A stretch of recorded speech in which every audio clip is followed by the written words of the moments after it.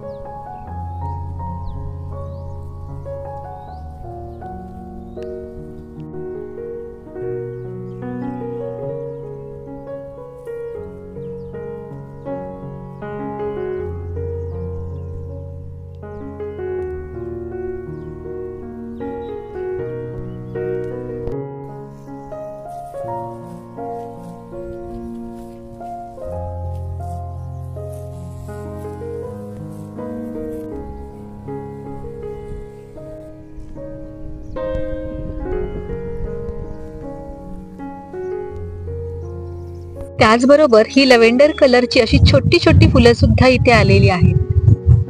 खूप मस्त दिसतात ही सुद्धा फुलं. हे बघा किती छोटी छोटी आहेत. सूर्यप्रकाशामध्ये ही फुलं खूप सुंदर दिसली असती, पण रत्नागिरीमध्ये कित्येक दिवस पाऊसच पाऊस पडतोय आणि पाऊस अजिबातच थांबत नाहीये. म्हणजे कितीतरी दिवस सूर्याचं दर्शन सुद्धा झालेलं नाहीये.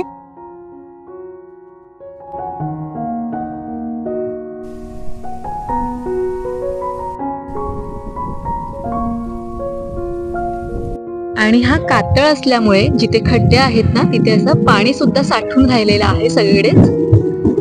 हे बघा.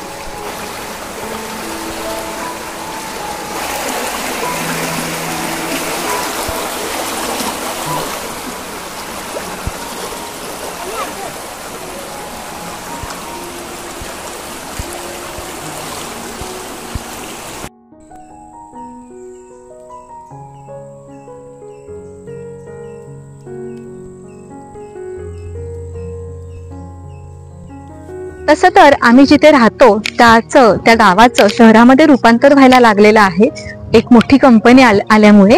पण आता बघितलं तर जिकडे तिकडे घाण दिसते, कचरा दिसतो. पण आम्ही ज्या एरियामध्ये राहतो तिथून पुढे एक छोटीशी वाडी आहे 2 किलोमीटरच्या अंतरावरती. त्यामुळे या रस्त्याला आहे ना वर्दळ कमी असते आणि असं निसर्गरम्य सुंदर वातावरण सुद्धा बघायला मिळतं. त्यामुळे शक्यतो संध्याकाळी इकडे आम्ही फेरी मारायला येतो मी आणि माझी मैत्रीण. आणि सोबतच इकडे या एरियामध्ये या साईडला पावसाळी मस्त असा भारंगा, टाकळ्याची भाजी अशा सगळ्या भाज्या सुद्धा असतात. त्यामुळे आम्ही पावसाळ्यामध्ये इकडे भाजी सुद्धा काढून घेतो.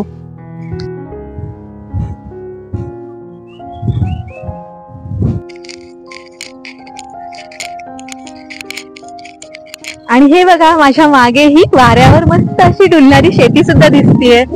अगदी मस्त हिरवीगार अशी ही शेती दिसते आणि मस्तच वाटतंय एकदम. वारा सुद्धा खूप सुटलाय.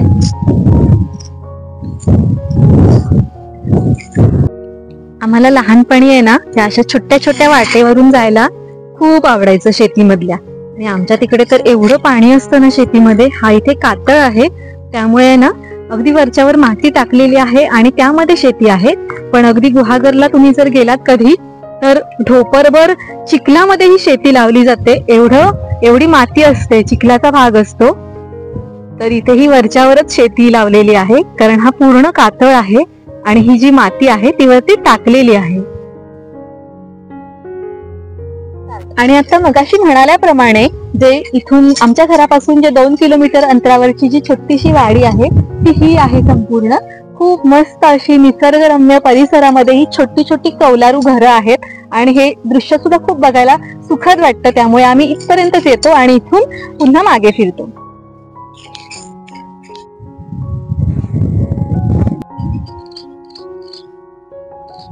आता हे घर बघा, या घराच्या बाजूला अगदी घराच्या लगतच ही अशी मस्त शेती लावलेली आहे. जे जोत उरतात आणि जे दळे नसतात ज्यांच्याकडे लावायला आणि जोत उरतात ना ते मग हे असे थोडीशी जागा असेल तिथे लावून घेतात.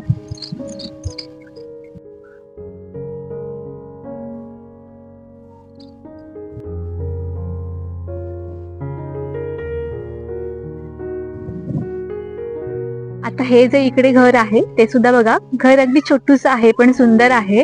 आणि घराच्या समोरच्या अंगणामध्येच अगदी ही अशी शेती लावलेली आहे. आणि ही बघा रोडवर मुलं सुद्धा इकडे खेळतायत, पाण्यामध्ये दगडी मारतायत. हे बघा